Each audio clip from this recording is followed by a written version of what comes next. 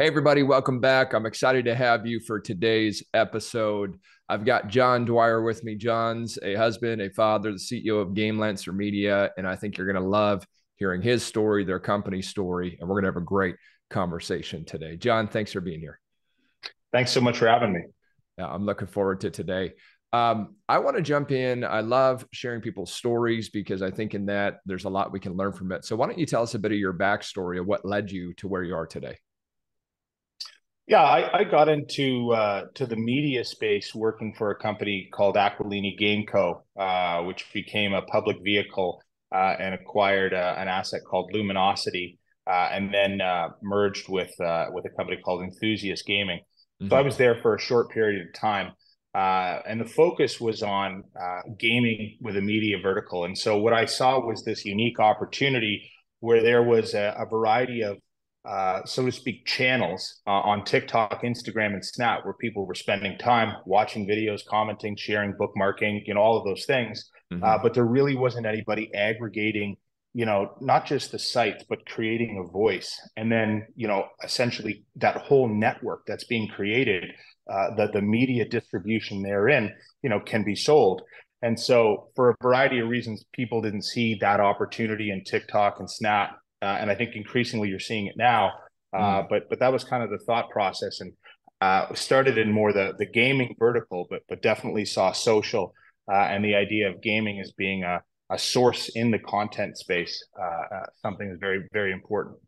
Cool. So that led you to now Gamelancer Media. And for everyone that's unfamiliar with them, let's talk a little bit about what the company does and what you guys are up to. Yeah, Gamelancer is a media and entertainment company that owns digital channels across TikTok, Instagram, and Snap. And we also have a production studio called Joybox Studios, which affords us the ability to produce everything from a full-length feature film down to 15-second TikTok, both ads and organic videos. And so we distribute across these 54 channels about 120 to 140 videos every day. Mm. We own marquee channels like at Gaming, at Gamer, at eGirl, and a variety of other iterations. And then other channels on Snapchat on a platform called Snap Discovery. So our main focus is to consistently curate a viewing experience for our audience, which is now just under 41 million people, 65% of which live in the United States. Mm. We're curating an experience every day for them on each of these individual channels that Mm. is based on a preference, right? So the idea is Mm. we host a network of 54 channels that is built to speak to all the sub demographics in that 12 to 40-year-old, what we call the Gen Z and young millennial demo. Mm. So being able to reach that is a really difficult thing for advertisers to do. So our thought process is we host all of these channels, we produce content, so we treat it like television, and we create this flywheel, which I know is an overused term, but nonetheless, it's a flywheel where we're producing content on the daily, distributing it on our channels. People come back to watch it, and then Mm. we're creating advertisements that we describe as digitally native. So they're meant to live digitally, not on television or other platforms. Mm. And more specifically, they're built to perform on TikTok and Snap. And Mm. so a video that performs on TikTok will have nearly 90% of the performance characteristics on Instagram Reels, and will identically, not identically, but perform exceptionally well on Snap as well. So all of Mm. these characteristics in any given day are going to inform how successful your video is. And that's kind of at the crux of who we are, is this ability to turn video, but to really have our hand on understanding what's vogue from day to day. Hmm. It's so cool. I love every time I hear the story. I love it. I love what you guys are doing. And I guess for you, as you've been building this company and going to new levels, of course, what have you found for yourself personally? I mean, you lead a good sized team and everything. What have you found for yourself as you're running this? Some of perhaps the leadership values or success values that have allowed you guys to continue growing and going on to all new heights. Um, I think principle in that is understanding that the company is bigger than any one person. Hmm. The goal of the business is bigger than me. It's bigger than any of my colleagues. Hmm. But I see this business in many ways as a sum of its parts. So we have principals around the table, officers and directors, who are meaningful parts of management that own massive portions of the company. So we have, 59% insider ownership. So that allows for a really unique working environment where you've got people with a company's got a cumulative market cap of about 68 to 70 million dollars on a fully diluted basis. And so, there's meaningful money to be had, but the unique opportunity here is we all, the shareholders on the inside, fundamentally understand that the market has really not a clue as to where we're going, and more importantly, how TikTok is about to turn on the jets on monetization, and how Snapchat is a misunderstood story for a variety of reasons. But nonetheless, we've got an asset class and we've got a group of people around a story that are committed. And so for me, when I think of leadership in this company, and every business is different. I've run a company, it was called Flax Energy. I ran it for 7 years. It had some spectacular failures. It had some spectacular wins. So I've been in, agriculture to the metals business and in media, principally the past, let's say, 6 years. But and also all through the lens of capital markets. So really, capital origination is something that I bring to the table as well. Gamelancer's raised $36 million. Through that, I've run the book on really all of it. The 10 million that we just raised in order to uplist the TSX was brokered. The TSX asked us to broker a specific portion of it. Now, Echelon was the lead, but we did 84% of the book. Wow. There was only 450K of institutional money, which we're happy about because it means we're not going to see all these guys on the offering. But nonetheless, we've all led, and so my focus in leadership has been about how do I continue to put the right ammunition around all of these studs, everybody from our CMO Sam Park and Kamar Burke, who run Joybox, to our customer success team, to Max Demaray, who is my business partner in this, and Mike Cotton, our co-founder, Raz Romanescu and Darren Lopez. It's a really big team, from the sellers group to our customer success team and beyond, that all understand what we do. There's not one part of the business that's not familiar with the other. So I have all of these people, this panoptic view of the company. And so I put myself in the shoes of, I'm just in the business of making these people better every day. And so I have a variety of opportunities to provide, them the support they need, which is like on the ground with them, helping them make decisions throughout the day, which is providing the capital to ensure that the company has the ability to grow and be acquisitive in the right moments. And it's having the right partners from a capital market standpoint to help us articulate our story, especially to the retail market, which we know is a tough go, especially, in any time, but not least of which at the moment. And so all of these things for me, what I just continue to double down on is I'm surrounded by really bright, committed people. And so I just got to keep their fuel. I have to, my father, who passed away a few years ago, who was a tremendous thinker and really, I think, had a lot of brilliant ideas that didn't naturally put a lot of them into work. And he would agree that would be something funny, in terms of, he had a lot of businesses he started, but none of them really, were super successful. And so a lot of that is imbued in me. I grew up seeing a guy really take some shots, really try to make it happen, but he couldn't. And I think one of the reasons my dad wasn't super successful was because he didn't have partners. He didn't invest in the people around him. And so that's something that I spend a lot of time on. One of my fellow board members, Storm Boswick, storied Wall Street guy, started his career at Goldman Sachs as a media analyst, and now as one of our largest investors and board members. He talks to me a lot about tuning each other up. And so we talk to our team. We're always trying to tune each other up. And we're always in this state of not necessarily repair, but as operators and as people that are part of the business, we're always understanding we got to grow, and having that sense of humility to know that there's always this ability to get better. Those would be the two qualities that I've kind of relied on most, which is understand I have partners and nurture that relationship and help them grow. And then understand that not only me, but all of us have to have that sense of humility, that we don't have all the answers. We understand the space. We are digitally native thinkers, but there is so much to be uncovered. And so that attitude, I think, is what really drives us. I love that, man. I think that's so great. You think about, having the right people in place and equipping them and giving them what they need. combined with that, as Tony Robbins says, that constant never ending improvement, always looking for the next level of edge.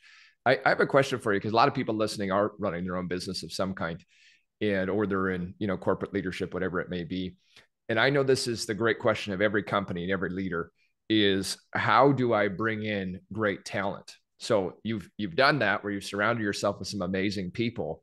And what tips might you give in terms of someone that says, yeah, I mean, I want to do that too. What advice would you give on that? Yeah, double down on the emotional IQ of the people, right? Um, nobody's perfect at hiring. It's an imperfect science, right? Mm-hmm. There's so many picadillos to each individual, right? They're idiosyncrasies that you could never uncover until the 30th day of working together, right? So, you've got to be flexible in that approach and understand that if you make a commitment to somebody who joins your team, right? You say, hey, this is the person. Mm-hmm. They are coming in to do job X, and I believe they're going to be really successful at it. And then they're not. You got to identify that as soon as possible. Be honest with yourself.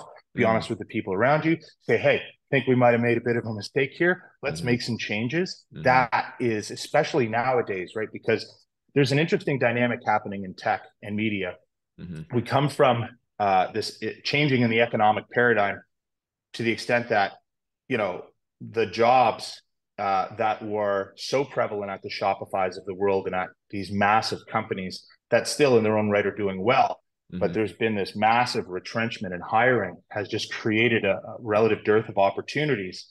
So what we're seeing is really high quality candidates coming across, from a lot of different organizations. But oftentimes the higher up that they were at these organizations, the lesser, their effectiveness will be in an organization like ours. Right. So when you see somebody that comes from something, with a big job title before, especially in this marketplace, people are saying, yeah, you know what, maybe I made some money. I'm, mid to late 40s. Here's a company that's a startup that's maybe about to get to cash flow positive. It's one of the companies that's going to make it. And the startup saying to themselves, I need somebody who's a little bit older to be part of this story to help us. You know what I mean? And it communicates well to investors.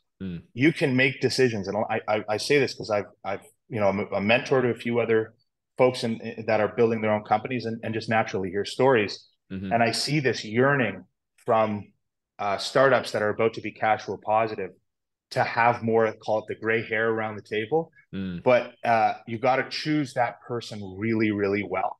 And if that decision doesn't make sense 30, 60, 90 days after, don't be afraid to say you were wrong.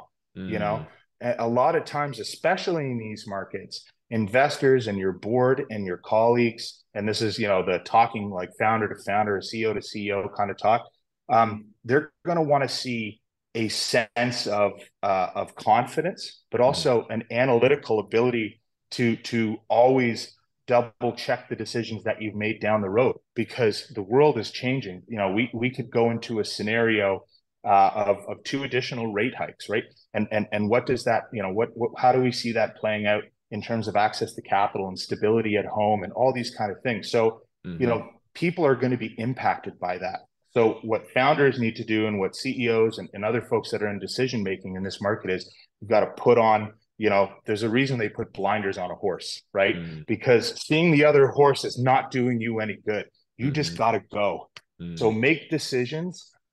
Be okay with them potentially not being the right ones in however long down the road, and be nimble and check in with your partners. Be like, hey, is this working for you like you thought it would? And be nimble, and be aggressive at the same time. But I think that's really what people need to do. They need to find that part of their instinct that got your company to wherever it is today. And now going into a market where, again, access to capital is going to continue to decrease. I mean, we went to market, this is public knowledge, Gamelancer. I went to market 7 weeks ago with to raise $10 million in order to uplist the TSX with a $6 million president's list. And we had 3 investment banks as part of the syndicate, right? And it just came up a goose egg from the investment bankers. So, we had to go back into the market and just make it happen, right? And that's the attitude. Like, whatever part of your psyche or your experiences that people have to draw on this market to give it that extra, whatever it is, to write a bigger check yourself if you're in that situation, to just show others that you're committed. Now's the time, right? There's never been a more pivotal moment, I think, in every business than showing your investors you can survive the next 12 months and showing them you can thrive in this marketplace. Man, that's so good. So good. I think as I listen to you say that, one of the things I can tell that you have done well is that ability to make decisions, not necessarily knowing it's going to be the perfect decision, but willing to let's do it. And then if we need to readjust. And I think that a lot of people, what holds them back, whether it is starting their own company or perhaps they're running one today or they want to move up, is the fear of the wrong decision. And so instead they stay in indecision, right? And I love it. I mean, one of the hallmarks of successful people is they make quick decisions, and then I mean, you may need to readjust, and it's okay if you do. It's all part of the process. So good, so good. Another question I have for you too. One of the things I find is that with a lot of people, when they're growing their companies, they want to move in leadership, is they struggle at times with things like micromanaging or feeling like they need to control everything. And yeah, I guess what kind of advice would you give to someone in that position? Yeah, I'm not a micromanager, so that would be. I mean, I am to the extent that I'm an objective thinker. So I think objective in the sense that we have a timeline in order to accomplish a strategy, and within that there are a variety of different objectives, and there are people that are going to accomplish tasks within that space that on a cumulative basis is going to get us to where we need to be. So that's kind of how I look at it, and then go into who I'm going to trust to do what job. And I really like to lead if I can. Again, it's my company is like we're 50 employees, so it's easier for me to say this than if we were 5,000. But in my business, I lead through a sense of who am I trusting on specific tasks that I can just understand that we mutually have an idea of what's expected, and I can just as an expectation in my head put it to bed. To say I know person X is doing this, and then you have to have some sort of routine in your head. And again, I'm just going from my own experience, where you have in my case, our VP of operations is my right hand guy on a day to day, because he is talking. He knows all of the individual tasks that are going on throughout the day. So in a way, I get a lot of my view of the company from him. And then on an ad hoc basis throughout each day, I'm interacting with any variety of people, but I also have, scheduled meetings in the middle, but I'm not digging into what part of the task that they're in, and then diving into, like, let's say we've got a campaign, we're launching a campaign right now for, I'm trying to think if we put the press release out. We haven't. So it's for a gaming business, a very, very successful gaming business with a large private equity backing out of New York that historically has been a massive spender on TikTok. TikTok has stopped Vice. So there's no alcohol, there's no cannabis, there's no tobacco, and really none of that existed. But there was an era where gambling was somewhat allowed. So Gamelancer is a joint business partner of TikTok, 60th joint business partner of TikTok globally. So we do a lot of unique work with them. So reason I'm using this example is we're going to bring this client back into the TikTok ecosystem, and we are going to gently integrate gambling aspects into these videos to drive people to go to their platform, because there's demand. Obviously, it's just curating it in a way on TikTok that they don't knock it off the network. So in that case, this is a really pivotal moment for the business. We know that we have to nail this. I've got 4 people that are accomplishing a variety of different tasks, that are leading the charge on this campaign. I'm going to trust these 4 people that, we understand what has to happen. I've been from every level of a media organization to understand what execution needs to look like. And these people that are kind of deputized to then there and deputize themselves to kind of accomplish goals A through Z, understand what a finished product looks like. So we're all moving in the same direction. If we drop the ball, then we isolate it. And our VP of operations and I and others around the table will start to take a diagnostic look at what went wrong. So was it a communication issue? Did we not use the Slack channels that we were talking about? All these kind of things that you can kind of circle back on. But, when you, and again, this is just where our business is. And I don't think maybe I could have said this a year ago with the same style of confidence, but when you have real pros and people that have demonstrated to you that they're really capable, you have to trust them to execute. You know, you can't, Yeah. because if you dig in too early, you dig in too hard on a topic because for some reason you read something in a book yesterday about management, and now you're going to change your moves and go in and stick your nose into the middle of a project, that operator could feel a million different types of ways about your interaction with them, and now you're taking their eye off the ball. So it's got to be binary. You got to trust them to get their job done, or you have to have a different management style. Yeah, that's great, man. I think that keyword trust right there is so important in doing that. I'm curious for you, because I know one of the things about the entrepreneurial journey is it is full of setbacks, challenges, upsets, everything. And I guess that's life. It's not just the entrepreneurial journey, but it does seem that we go through that a fair bit. What would you say for yourself? I can guarantee you've been through your share of them. How do you personally handle adversity and challenges? What do you use if like something just throws you a curveball? And yeah, I've had a lot of them in business and in life too. But you know, I'm a very my natural disposition is just to be a fairly happy guy. I think anybody who spends a lot of time with me will say that. But also have a relative sense of, you know, intensity about winning, and I think that is derived from failing. Right. So in my first business, I built the third largest biodiesel factory in Canada, right in the Toronto Portlands on Unwin Avenue at the bottom of Cherry Street. And that business failed, right? But we had a food side and an animal feed side of the business that was able to survive on. But that was a hard loss. You know, I did a TED talk talking about this, and then that business failed. Subsequent to that, I should say that the fuel side of it failed, but we had a successful animal feed business.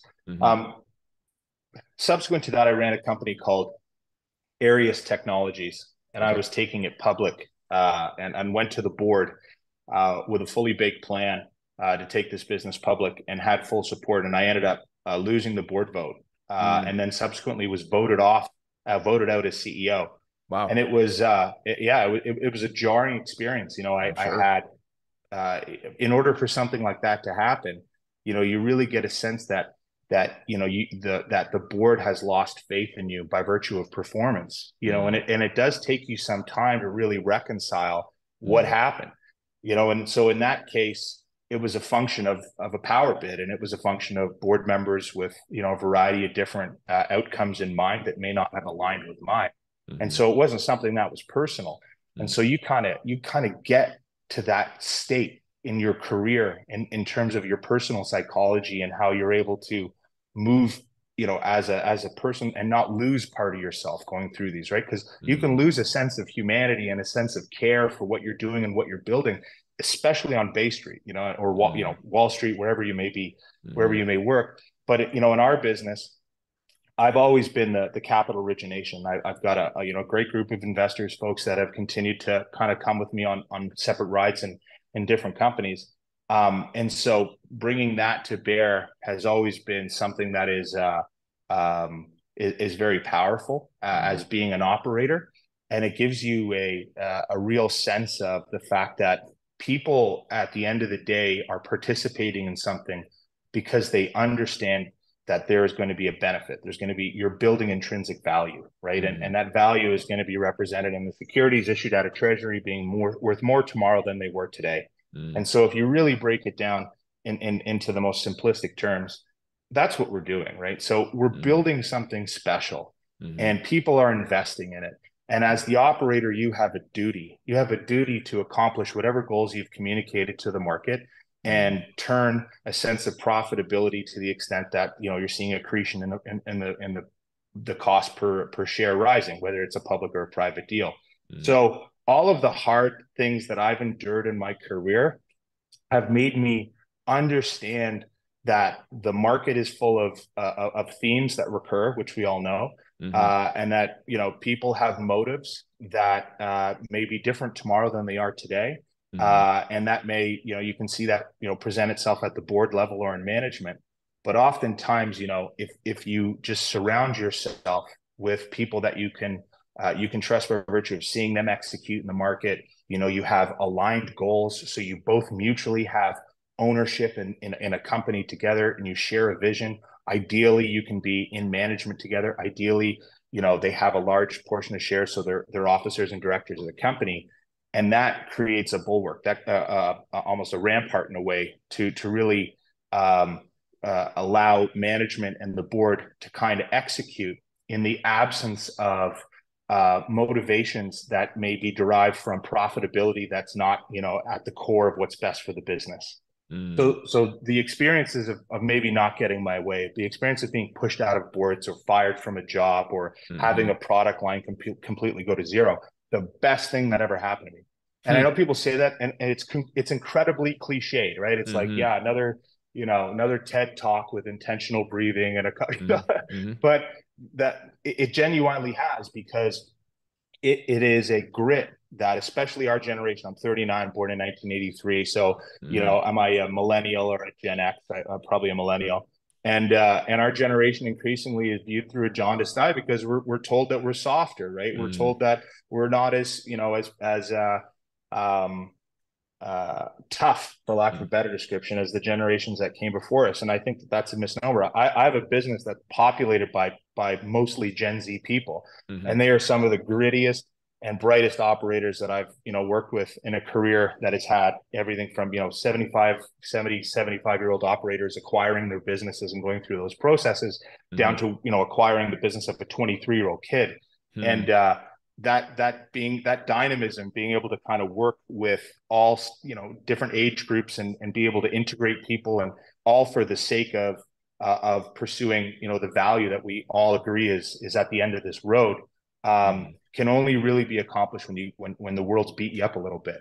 Because this idealism that you see in the YouTube videos from the quote founders groups, and it's just not realistic. And I think in the absence of froth, which is what we currently are in this market, where the velocity of capital is slowed down to a crawl, we're going to see who the real operators are. We're going to see who's tough and who can make it. And I'll tell you, we're going to be standing. We're going to be standing the whole time. Yeah. So good, Jon. So good, man. I think that, everybody probably has a story in their life, if they look back, that whether it was business or personal, but like when you got, voted out by the board, I can imagine it's not the best feeling when that's happening, right? And all the doubts and uncertainties and questions and all that stuff. But to be able to take the lessons, as you said, and I'm sure you would say it, but had that not happened, would you be where you are today?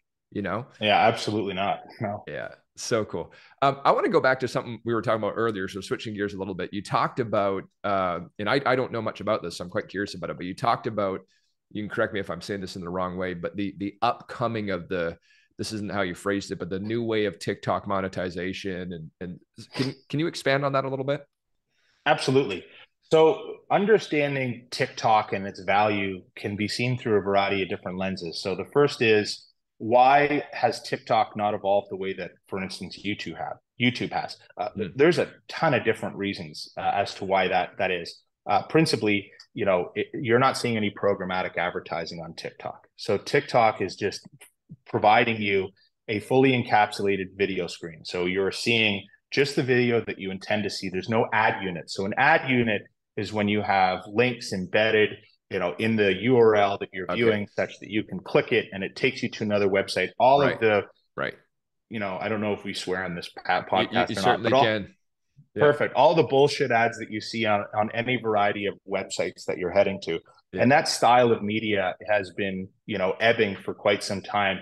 And what's come in its way is what we would describe as just direct media, which is this ability to only story tell when people are either captured by the image they're seeing and they're spending time with you, or if you've curated a relationship by serving them videos consistently over a period of time, and now you've, again, created a relationship. So on YouTube, it's been an absolute beast. In around 2014, YouTube started to open up YouTube schools where you could actually go in and start a multi-channel network. So they rolled out what are called MCNs, and this phenomenon of MCNs, which,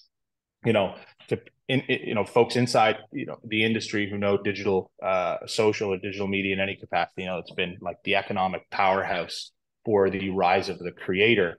But in many ways, the arbitrage on owning YouTube channels is not over, but it's certainly waning. my business partner, Max Demaray, was a principal at Scale Lab, which was one of the largest multi-channel networks on YouTube in the US. He had, 500 million monthly video views. Wow. 5 billion monthly video views, about 230 million subscribers. And as Max had described it to me, when they started, the margins were 15%. When they sold the business, the margins were 4 to 5. Right. Wow. And as these platforms grow and monetization becomes the central theme, you see the kind of creator and the creativity, you do get a sense that that's the juggernaut behind what's driving engagement. And in many ways it is. But the viewing experience on YouTube is one where it's massively interrupted by advertisements. Whereas, again, TikTok isn't. So now TikTok is a standalone entity, serves you short form videos. So anywhere from a 5 to 20-second video. And now they're going long form. They're going 2 to 5 minute videos, even longer. But typically the viral videos are short form, and it's served to you on infinite scroll, which means you could just sit there for days and scroll and scroll. So our thought process was, if you own the channels on TikTok, similarly to how folks have owned multi-channel networks on YouTube, it's about when monetization becomes turned on. So at the moment, we own 54 channels across TikTok, Instagram, and Snap. Our 12 biggest channels on TikTok account for about 30 million of our 41 million followers. And these large, what we call amplifier channels, like at Gaming, is 10.4 million followers. And again, that's 67% in the United States. So we use this channel as an amplifier. So ESPN, our ESPN Disney is a client of ours, and we work on ESPN Pac-12 football as well as Monday Night Football. So we will curate activations where, last year we did third week of December, we had Nick Bosa from the 49ers and Aaron Jones from the Packers. We flew to their respective areas. They played Fortnite against each other in VR, talking about the coming game next Monday. We ran it on our at Gaming handle for the week preceding the game. And we drove throughout that, throughout the NFL season, we drove 1.3 million new subscriptions to ESPN Plus. Wow. So we're a big provider for them. Wow. So how are we monetizing, right? That is an experience where I own a channel and I am populating video every day. So I'm keeping you coming back, and then you're sharing it with your friends and you're bookmarking it, you're commenting it, and other people are seeing. The algorithm continues to favor it. And so now we're in a position, Gamelancer started in 2019, and now we're here in 2023, and we've got the largest gaming community on the planet on TikTok and Snap. And TikTok doesn't offer monetization yet. So think about it. We own the land, and we're sitting on gold, and they're just saying, hey, we just haven't given you the pickaxe yet. You're going to get the axe. We all know the gold is there. So what we're doing is, our model is, we double down on direct media. So we monetize in 2 ways. Our first is selling campaigns. So we're the agency of record for Samsung Canada. We do a lot of work with RBC in the Samsung as well in the US. Do a lot of work with ESPN and a variety of other entities. We've got 2 live campaigns across Australia right now with regional banks. Our network organically reaches 21% of the Australian population. Wow. It's incredible. The growth is staggering. So we sell media just like we treat it like television. But what's happening is TikTok is getting closer and closer to monetizing the channels. So, and what that means is, so you have this opportunity now to look at the amount of inventory you're creating. So in media, if you can get 1,000 views, you can sell that 1,000 views. It's called your CPM for, let's say, $13. Let's choose a number. Sure. So you say, for every 1,000 views that I generate, I'll pay you $13. That's essentially what the brand is saying. Our network generates over 2.1 billion monthly video views. We currently sell against less than 3% of our inventory. And our inventory grows by a rate of 35,000 people a day. So this opportunity is unique. So as a joint business partner of TikTok, they just started the first monetization program. It's called the TTCC program. Okay. It's run out of TikTok, New York. And they chose 90 creators. 20 of them were Gamelancer creators. And TikTok brings us the brands. We curate the videos, and then they just run it on the For You page. So Gamelancer gets a 10% rip on every video that's populated. But a majority of the economics goes to the creator. And here's why that's important, because it's sustainable. If a company like ours starts hoarding the economics in these deals, it's going to die, right? This is what's really important about how TikTok is growing. It's being very thoughtful. And we have to be there and really thoughtful about, we have an ability to sell media on our own channels and keep all the economics. But when we work with TikTok and the creator community, you want to see the economics evenly distributed, because that's what's going to allow for scale. And so we want to be part of the fabric of what is scaling at TikTok, part of informing it. And our channels are now growing out of gaming. We've got some really exciting announcements coming up as it relates to, other channels and other verticals that we're pursuing. But at the end of the day, TikTok does not monetize unless you turn your own channel inventory yourself. But when that changes and TikTok says, okay, we have brands that are going to buy inventory from, X, Y, and Z over the next 30 days, and to the extent that we've got $4 billion in ad buy, right? That's the style of transaction that we can see TikTok transitioning towards. And so the idea is, you grow your community, you double down on community, and that's what TikTok is all about. They nurture us. They wrap their arms around Gamelancer, because our whole methodology is grow a network, serve videos the network likes, and then just keep doing that over and over and don't stop. And always observe what the algorithm is telling you. So as you have a bigger network, you have a bigger test pool to sample from in order to understand which videos are performing better. So as the network grows, you get better, which allows us to continue to outscale the competition. Jon, it's so good, man. It's exciting. I love hearing from you on this subject, and it's a fascinating conversation to have. And it's exciting what you guys have built so far, where you're going in the future, of course. And I appreciate you taking some time today. It's been a lot of fun. Yeah, it was a blast. Thank you so much for having me on. You bet. Everybody, hey, I know you love the episode. Make sure to go check Gamelancer out. The website, Jon, can you give that real quick, just so they can learn more, of course, the accounts?